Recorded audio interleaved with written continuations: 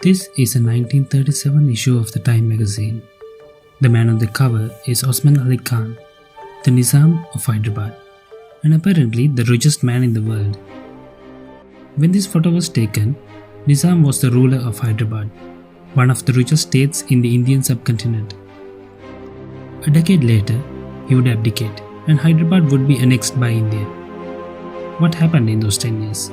Let's take a look.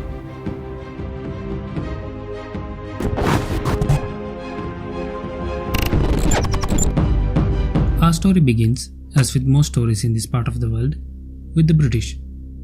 In 1798, the British forced the then Nizam of Hyderabad, Asaf Jah II, to enter into an agreement that put Hyderabad under British protection. The Nizam would have full autonomy of the internal affairs of the country, while the British handled the foreign relations. For the next few decades, the Nizams of Hyderabad watched as other Indian states fell to the British Raj one by one. Their alliance with the British kept them safe within their borders.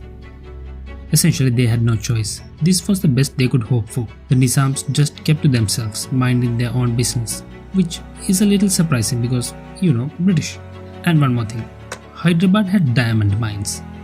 Up until the late 18th century, the entire world's supply of diamonds came from India. For thousands of years, the only source of diamonds were the Golconda mines in Hyderabad. Imagine all your Egyptian pharaohs, the Romans, the Chinese emperors and the Persian kings.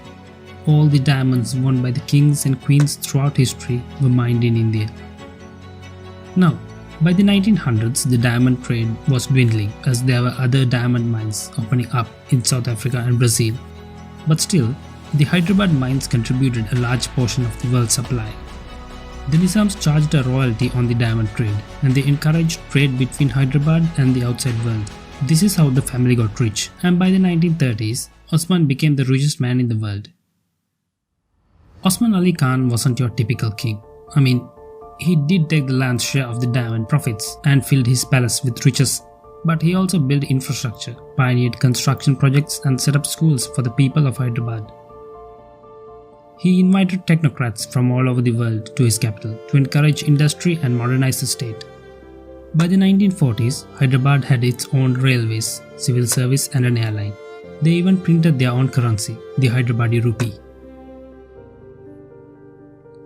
Merchant trade and industry were picking up, though not as industrialized as Europe.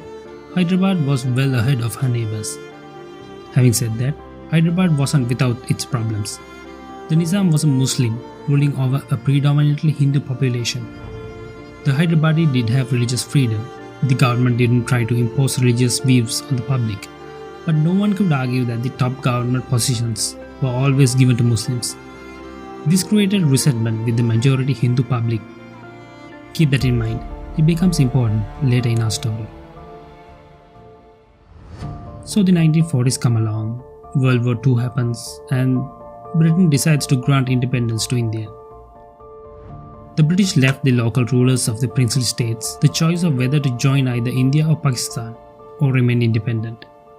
While most states decided to cede to Pakistan and India, some states like Jodhpur and Travancore remained undecided. On June 11, 1947, the Nizam issued a declaration saying that he wanted to remain independent.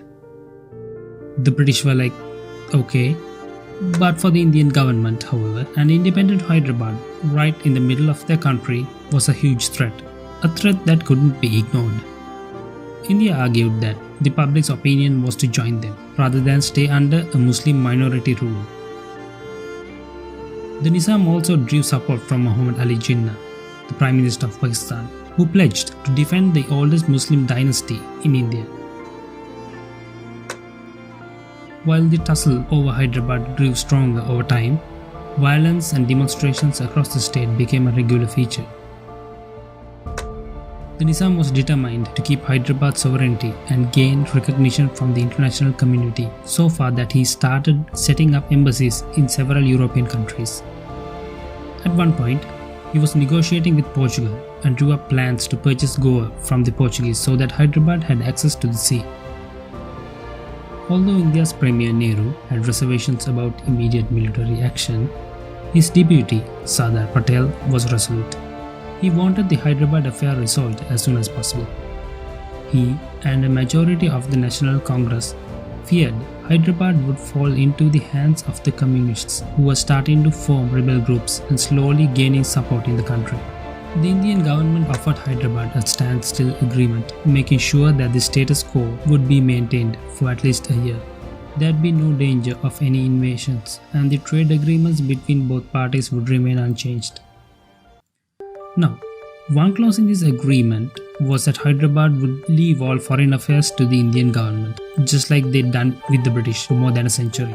But this kind of clashed with the Nizam's idea of an independent Hyderabad. Both sides broke the agreement on various occasions, and when India found out that the Nizam was negotiating with Pakistan about training the Hyderabad army, that was it. They set up barricades at the borders and stopped shipments coming in. At this point, an invasion seemed inevitable. At 4 am on September 13, 1948, the Indian forces marched into Hyderabad. The Hyderabad Defence Force was ill-equipped and lacked organization.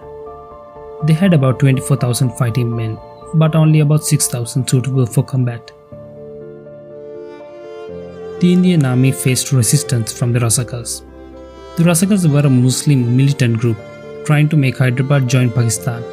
Initial advances slowed down in the first 2 days, as the advancing Indian army was ambushed by militia who were well aware of the land. But as more infantry and cavalry divisions started crossing the Hyderabad border, the resistance waned and the Hyderabad Defence Forces retreated. 5 days after the start of hostilities, the Indian infantry was 60 kilometers from Hyderabad city centre. By the morning of September 17th, it was clear that the Hyderabad army and the Razakars were defeated on all fronts.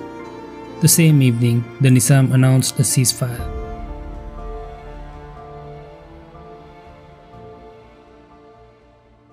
Chaos and ruin followed the announcement of the armistice. For days, weeks and months, the marginalized Hindu population of Hyderabad ravaged the country.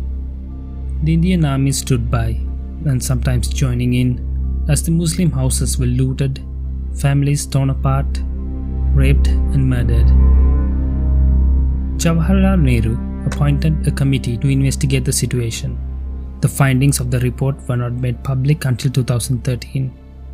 The report estimates about 40,000 lives lost in the aftermath of the ceasefire. The government was under pressure to not prosecute participants in communal violence, which often made communal relations worse. For many months, the world watched in silence as Hyderabad burned. When the dust settled, the Nizam was made the governor of the new state of Hyderabad. He didn't enjoy the same status as earlier, but was allowed to keep most of his personal possessions. Towards the latter part of his life, he funded the construction of hospitals and education centers for the people of the state. Today, old Hyderabad is no more. The land that once was an independent country is now an integral part of Indian heritage and identity. One could almost be forgiven for forgetting that just a generation ago, this state fought a separatist war to keep itself away from India.